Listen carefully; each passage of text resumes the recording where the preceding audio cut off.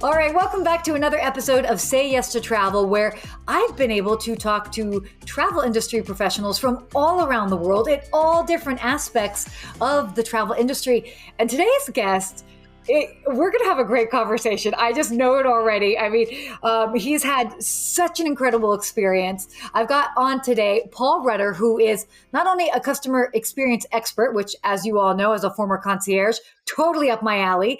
He's a keynote speaker, author. We'll talk about his new books coming out, and cruise and entertainment director, which is really exciting. I don't know. For those that have been following me for some time, you know that I certainly am a huge fan of cruise ships. I love that they are this extension of what we see so much with hotels as well, too. But he's got over 40 years in the cruise industry, 30 years as a cruise director at some of the largest and most luxurious ships in the world. And what we'll talk about today is how to go beyond that perfect customer experience. And then, of course, his new book that is coming out, You Can't Make This Ship Up, on October 31st. But of course, more about all of this, I'll let Paul do the talking. Paul, welcome so much to the show. Well, Sarah, you said it all perfectly right there. I think we're done. That's everything we wanted to talk about. There we go. Perfect. The show's over. I'm kidding. There we go. Well, thank you. Thank you so much for the invitation. I really appreciate it. Oh, I'm so excited to have you on because, I mean, you've definitely been dialed in and you've had such an amazing career and obviously, you know, seeing how things have evolved. So, you've been in the hospitality industry for quite some time, but would love to hear from you in your words. For an introduction, can you share a bit about your background and then how you became involved in the cruise industry? Well, it's actually an interesting story. Well, it's interesting to me. Hopefully it's interesting to all of your listeners. I'm sitting here talking to you today because I took my dog for a walk. That's really the bottom line. So it was way before you were born, Sarah, 1976. I had just graduated college. I went to Boston University. I was back home in Connecticut, where I grew up, in West Hartford, Connecticut. And I grew up with a German Shepherd, beautiful German Shepherd. Her name was Fraulein, and I lived right across the street from the high school I went to. So we would take our dog for a walk in the high school. All the big grounds, all the playing fields, we'd throw the ball. She was able to run all over the place. And so that's where we took our dog to exercise, across the street to the high school. Well, one day after college, I just graduated college, I ran into the principal of the high school. He was coming out of the school, leaving for the day, 4 or 5 o'clock in the afternoon. And we knew each other because I had been involved in the music program. The high school had a big music program I was involved with, so we knew each other. His name was Dr. Dunn. Dr. Dunn, how are you? Hey, Paul, how are you? You just graduated college. What are you going to do? And I had a teaching degree. I have a teaching degree in biology from BU. And I said, I just want to take a year off. I don't want to teach yet, because he had offered me a teaching job. I said, I don't want to teach yet. I just want to do a little traveling. And he looked at me and said, how'd you like to work on a cruise ship?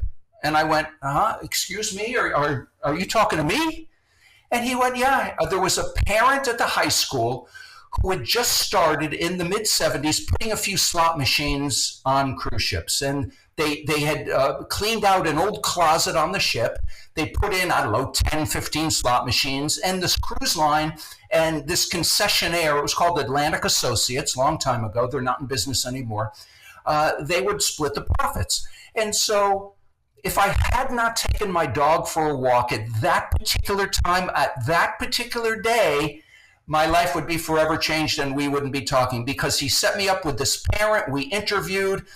He asked me to stay for 3 months. I would be a cashier in the casino. I would be making change for people. You know, you give me a $10 bill, I give you $10 in quarters. How difficult is that? And it was just becoming winter time in Connecticut.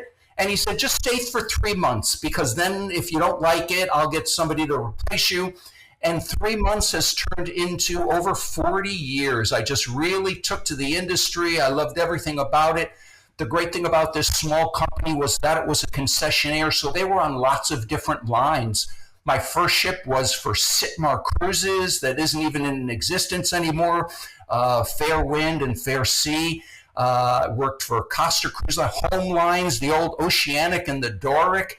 So I got such a great education going from different cruise lines to different cruise lines, and I saw how everybody worked. So it was just such a great education.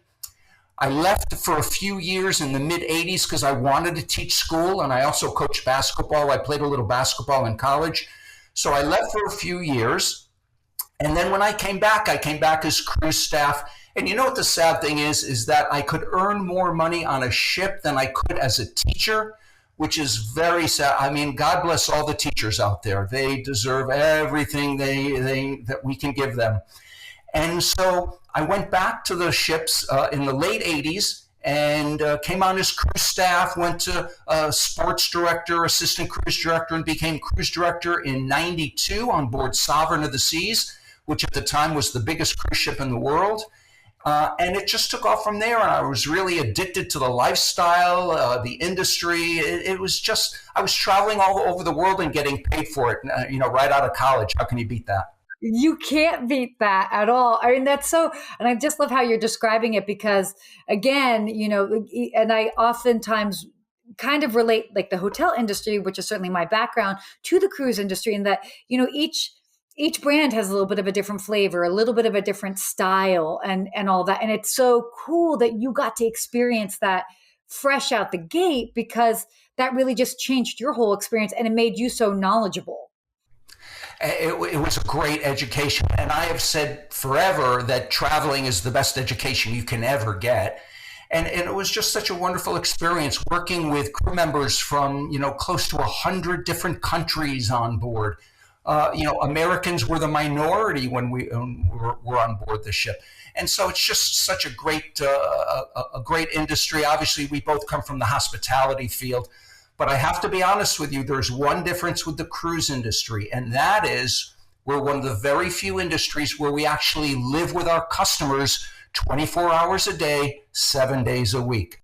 You go on a cruise, which I know you love to do. You're there all the time. You live with the crew members. We can't get away from the passengers. The passengers can't get away from us. And so it's 24 hours a day. So if somebody comes to us with a problem, let's say a Friday afternoon, they say, my air conditioning isn't working in my room.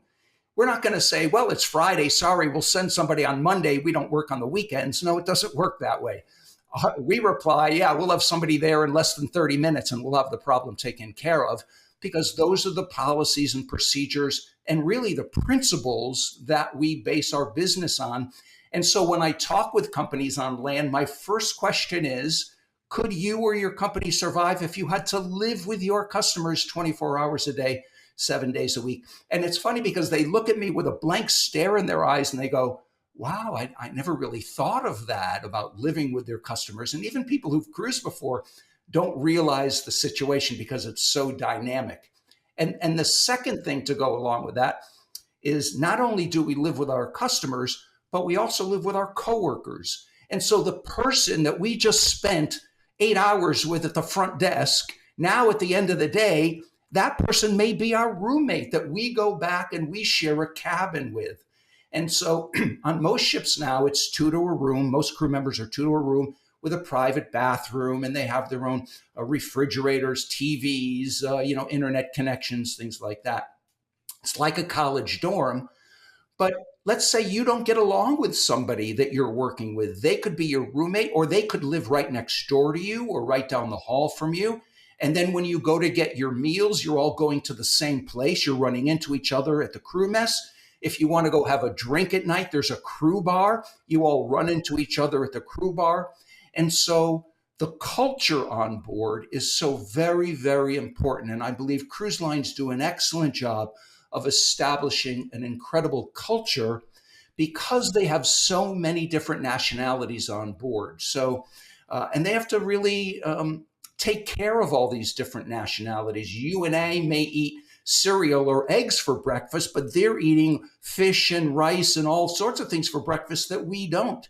And so how do you keep all these different crew members happy? Because in our industry, and the same as yours, happy crew makes for happy guests. You have to keep the crew happy because it's the crew and the employees who will keep your guests happy. Yeah, exactly. I mean, you are just sharing so many gems right here, not only from the customer service sort of side of things, but even the cultural aspect. And I think that that's what so has been such an appeal for so many of us in the hospitality industry is that, maybe not necessarily, like in my case, I wasn't necessarily having to be a roommate with somebody I was working with, but I can absolutely say that there's been this cultural exposure that you are all of a sudden working with people that are from various parts of the world, not only working with side by side, but then also, that might be guests that you are servicing. So it's definitely an exciting industry when it comes to be that cultural awareness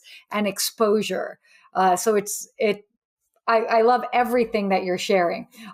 I wanted to switch gears a little bit. So, to just address the elephant in the room as far as where we are in today's day and age, and kind of just like briefly touch about the pandemic experience.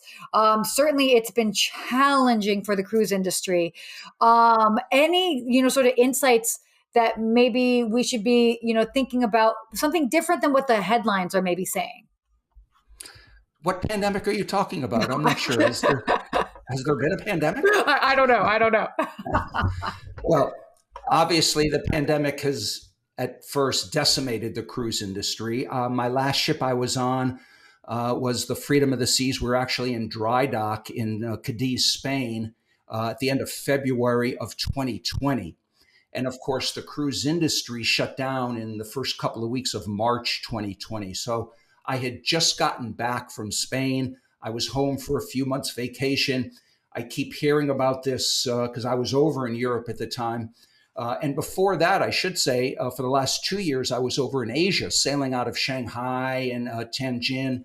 And so I kept beating the pandemic. So I left China in December of 2019, then went to the Freedom, then got out of Europe right at February of 2020. So I was sort of lucky in that I kept beating wherever the virus was going next.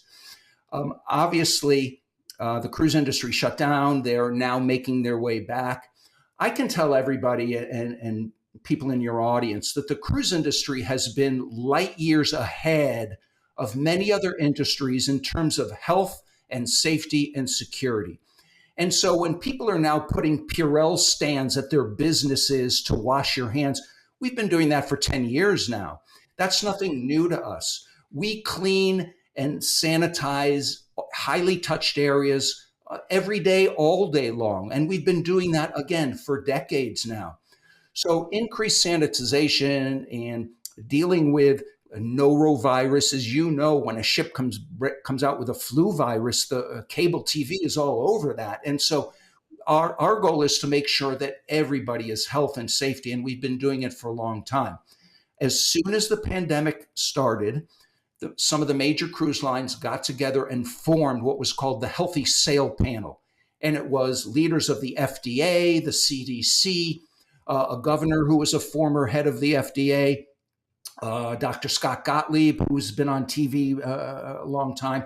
And they came up with all these plans and procedures going forward. And they produced this 75-page plan, I think, or 75-point plan, and had all these things, increased filtration systems, social distancing. And so we put that into effect, and cruise lines have now slowly but surely come back. There were some roadblocks. Here in Florida, we had a big roadblock with our governor who was saying, you can't ask if people have been vaccinated, but that's been held up in the courts now. Vaccines are the answer. I think you know that as well. And all of your listeners know vaccines are the answer for the travel industry to get back to where it needs to be. And so vaccines are very important. Many cruise lines now say you have to be vaccinated. Some cruise lines are saying either a vaccination or a test in the couple of days before coming on board. But cruise lines have been sailing at least a year now, and there have been very, very few outbreaks. And when there has been an outbreak, they've contained it. And so it hasn't spread on board. And that was part of the Healthy Sail Panel. There's now parts of cruise ships that are cordoned off as holding areas if somebody has a potential case of COVID-19. And so we don't allow them out. Everybody wears a hand brace for contact tracing, so they know exactly where everybody has been. They've cut down on human-to-human contact. They still have, for instance, the buffets on board, but instead of you serving yourself and everybody picking up the utensil, they now have crew members. They pass the plate along, excuse me, and the crew members will serve you. So they're doing things like that to keep everybody healthy. And so far, it's been a rousing success. I'm very happy to say that. No, and I agree with you. And I mean, I've been on a cruise myself. I have a couple of others that are in the works, and I have to say that will absolutely echo what you're saying. Is that the cruise industry has certainly been ahead of the curve for decades now when it comes to cleaning and sanitation standards, which seem to have been brought to light in the past year and a half, but then also just really kind of making changes accordingly. Like, as you mentioned, even, with the buffet, and then, okay, fine, you have somebody that's there to help. Are there any other different changes that we're seeing that maybe that people can expect moving forward, or what are you thinking? Well, things such as arrival times at the pier, they're now spacing people out so you don't have thousands of people arriving at the same time. The same thing that you can now check in like you do with the airlines. You can check in for your cruise before you even get to the pier. You take your own picture. You can load it up into your documents. And so with our Oasis class ships, as you know, over 6,000 guests. Before the pandemic, over 6,000 guests and over 2,000 crew. That's over 8,000 people in a metal box in the middle of the ocean. What could possibly go wrong? Exactly. Nothing. So we plan for everything going wrong. Yeah. And so with the Oasis, our goal is to get everybody on in less than 15 minutes from the time you arrive at the pier to the time you're on board. We want it to be less than 15 minutes. And that's some of the things we're looking at that our guests will notice as well. This is great, everything that you're sharing. And for those so now, shifting gears a little bit, for those that are travelers, and maybe when it comes to booking future cruises, do you have any advice for those travelers? What should they consider, whether it's the length of the cruise or obviously having the appropriate certification, whether COVID test, etc. What are things that they should be considering moving forward? Well, I think one of the things that the cruise lines are trying to do, especially here in the US, is to space out the ships so that people don't need to fly. A lot of people don't like to fly. They want to avoid the airplanes to get to the cruise line. So cruise lines are being very good now. I'm with Royal Caribbean, so we have a ship out of New York. We have a couple of ships out of Florida. We're going to have a ship out of New Orleans. We have a ship out of Galveston, Texas. And for the first time in, 10 or 15 years, we're going to have ships out of California now. So that's exciting as well. So guests should consider, first of all, how long of a cruise they're comfortable with. A 3 or 4 day teaser cruise, or if they just want to go to a private island. Private islands are very big now. We have some ships doing 3 and 4 day cruises out of Florida. They go 2 days to our private island because it's so popular there. So guests should think about really where they want to go. Do they want to go to a Caribbean? Are they interested in Europe? Europe is now opening up to Americans to be able to go travel over there. We have a ship sailing out of Greece, out of England. Ship sailing out of Singapore. We're going to be going back to China.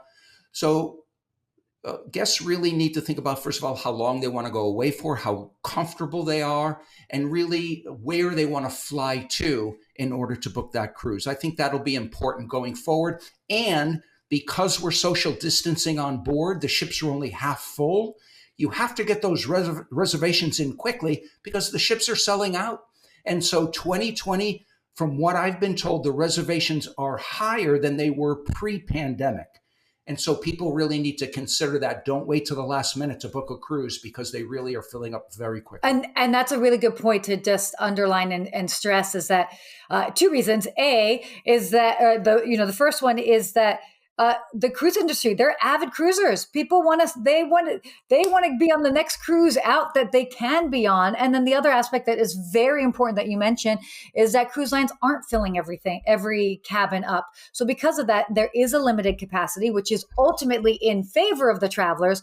But that being said, if you are looking to book that cruise and get one on the calendar, definitely look now, because as you mentioned, I mean, we've seen the numbers have absolutely skyrocketed. And it's like, oh, if a cruise gets canceled, no problem. They're just on the next one, sort of thing, that the people have just they're ready to get on the next one.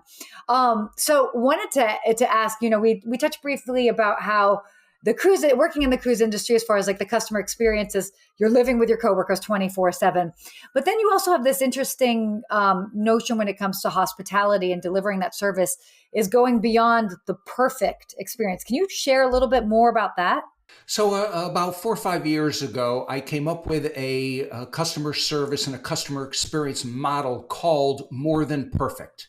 And it's an interesting story on how this came about. If we have a few minutes left, let me tell you. Over in Asia, we were sailing out of Rome and doing 10-day Europe and Asia cruises, and we went to overnight in Egypt. And this was before the Arab uprising, 2010, 2011. And so when you go to Egypt, of course you go to the pyramids. Nobody goes to Egypt and doesn't go to the pyramids. And so many people from our ship, we had thousands of people. It was Navigator of the Seas. So you have 3,000 people going to the pyramids at the same time. It's very hectic. One day, a guest came up to me and said that she had booked a private tour to the pyramids and asked me if I knew the name of the tour company.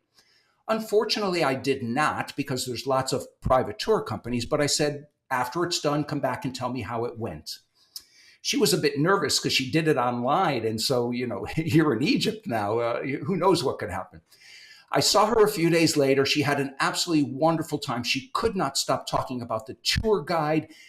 It was just an incredible experience. And the reason I wanted to know was because my family was sailing with me in a few weeks, and I didn't want to put them on the buses with the thousands of people from the ship. I wanted our own personal tour.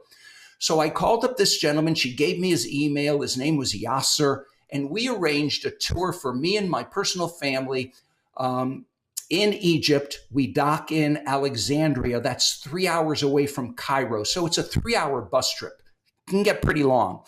But he was a great tour guide. He took us to the pyramids. When all of our guests from the ship were at the pyramids, we went someplace else. And then when they left the pyramids, we went to the pyramids. So we had them all to ourselves. So it was an incredible experience. He took us shopping. He took us to lunch. We had dinner out on a rooftop restaurant right outside the pyramids, seeing the light show of the pyramids, the music that they play there. It was just, I called it a perfect tour. So fast forward 6 months, I'm back on the ship. I have more family and friends sailing with me. They want to go to the pyramids. I contacted Yasser again to set up another tour for these additional family and friends. I did not go because I had already gone. I had to stay on board. But I took this group out to Yasser right on the pier there. And I said, Yasser, whatever you do, just do the same tour. It was perfect last time. He said, no, Mr. Paul, this tour will be more than perfect. And I went, yeah, sure, whatever. Just give them the same tour. I'll be happy. As it turned out, I see my friends the next day. They got back at like 4 a.m. They said, Paul, it was crazy. We did this. And they did all the same things that we did. But at midnight, as they were ready to take that 3-hour trip back to the ship, Yasser turned to them and said, I've arranged for a cruise down the Nile River. Would you like to go for a 1-hour cruise down the Nile River? And of course, they all said, yes, of course we want to take a cruise down the Nile River. So I didn't get to go down the Nile River. So he actually delivered on his more than perfect promise. He made it more than perfect by just giving a little bit extra, by going a little bit above and beyond. He made that trip more than perfect. And so that's where this whole concept of having to but wanting to do a little bit more for your customers, because that's what keeps them coming back. That's what builds the trust. That's what builds the loyalty. And that's what builds repeat business. I love this. I am getting chills just as you're talking about this, because this is exactly, we're speaking the same language when it comes to this, and it's all about exceeding those expectations. And it can be that little bit more that you just like push, that kind of just gets it over, that just makes it so memorable. So I love that that's where that story came from, and hearing about that. And when I go to Egypt, I'm definitely going to reach out to you to find out if Yasser is still doing his tours, because I have to experience that. Which shifts us actually to kind of my last little topic here, but I think it's the best topic. It's the most exciting. Your new book. I think this is a perfect segue. You can't make this ship up. Okay, by the way, that is probably the most amazing and exciting title. You can't make this ship up. It's coming out October 31st. So can you tell us, a bit briefly, like what inspired it, and also what readers can expect from the book? Well, first of all, thanks so much for helping me promote it. I really appreciate it. And should we say full disclosure, you've had a chance to read a few chapters of it. You've given me a tremendous testimonial and a recommendation. So thank you. Thank you. So I just want to, full disclosure. I've really been thinking about this for 40 years. The reason why is because every time I told somebody I worked on a cruise ship, their first reaction was, wow, that's great. You must have great stories. Oh, and to be honest, yeah, I do have some great stories. And so the book is full of some of these stories over the last 40 years, but not just the stories. It's about how land-based businesses can learn from what we do on board the ships, and what you can learn from living with your customers and living with your coworkers. And so there's lots of great stories and what land-based businesses can learn from them. It's been in the back of my mind forever, but the pandemic and not being on board has finally brought it to light. And so I've worked with a few people. It's being published by Kohler Books. It's going to be available from Amazon, Barnes and Noble, everywhere. And it's just, and thank you for saying what pretty much a lot of people say, that they love the title. And the title is, hopefully is a big draw, but it's just a book about stories that happened on board and what land-based businesses can learn from them. The subtitle is Business Strategies, Life Lessons, and True Stories from 40 Years at Sea. This is amazing. Again, I can just so relate to it, because I too get that. You probably have all the crazy stories, and you're right. We do the things that we've had to experience, or the, maybe the issues that have been presented to us and how we've miraculously solved things that we've even surprised ourselves. Like, wow, I can't believe I did that. Oh, that's pretty amazing. So, I mean, all of these, and then it is life lessons. And I'm a firm believer that if you work in any part of the hospitality industry, be it hotels or restaurants, or cruise lines, by working in that customer facing role, you learn so much about life. You learn not only about others, but you learn about yourself, resiliency, having tenacity to figure out things. So I have to say, yes, you are right. In the little bit that I have been able to read, so impressed, so excited. I'm definitely making sure that I'm one of the first on that list to get that book as well too. So really excited for you. Well, we have one goal on board our ship, and it's the same goal that every hotel has and everybody in the hospitality industry. And that's just to create an exceptional experience that exceeds expectations. And that's what we try to do. And we try to get them to book their next cruise before they leave the ship. And that's, I'm sure, the goal of every hotel, that you want your customers to come back over and over and over again. And that's what we do on board the ship, is just to create that wonderful experience. Because in our business, just like every business, we create memories. We're not in the cruise industry. We're in the business of creating memories. And that's what people remember when they book their next vacation. Yes, that's so true. So very true. I love that. And such a great reminder. Well, this is fantastic. Paul, I keep getting chills as we have this conversation because I can feel the passion, the energy in what you're sharing.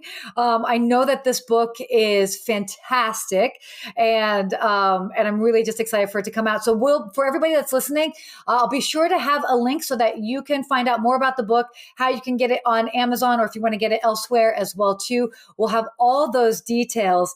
And then just in order to wrap things up, Paul, where can people find out more information, or how can they get in contact with you? Oh, well, thanks for asking. My main website is paulrutterspeaks.com. I'm very big on LinkedIn, which is where you and I met. I'm very big on LinkedIn. You can find me there. I have a Facebook page, Paul Rutter Speaks. I'm just getting into Instagram, a little late to the party on the Instagram thing, but I'm just getting there now with Paul Rutter Speaks, Twitter as well, Real Paul Rutter. But my main website is paulrutterspeaks.com, and they can pre-order the book. It's up on Amazon already. They can pre-order it. Kindle, there's a hardback, there's a softback, and a Kindle version as well. So just really exciting. It's been a lifetime in the making, so I'm very excited about it. That's so exciting. Well, I thank you for sharing all of those links. I'll be sure to have those in the show notes as well too. So be sure to check out the recap of today's conversation. If you're listening to it on iTunes or Spotify, you've got it there. We also have a video version, via our friends at MarketScale as well. So check it out. You can see us have this conversation in video format as well too. But thank you again, Paul. This has been so incredible. And we'll make sure that everybody gets in touch with you and gets that book, because you can't make this ship up. Sarah, thank you so much for all of your support and all of your help. We really appreciate it. And I should mention for all of your people, the foreword was written by a friend of ours, Bill Panoff, editor-in-chief of Porthole Cruise and Travel magazine. He wrote the foreword for the book, so that's very exciting as well. Always exciting. So very exciting. Awesome. Well, thank you so much. And for everybody that's tuned in, be sure to check out all the details here. Check out the book for sure. And get booking. Book that next cruise. So yes, exactly. As we like to say, as I like to sign off every time, thank you so much for watching. And as always, continue to say yes to travel.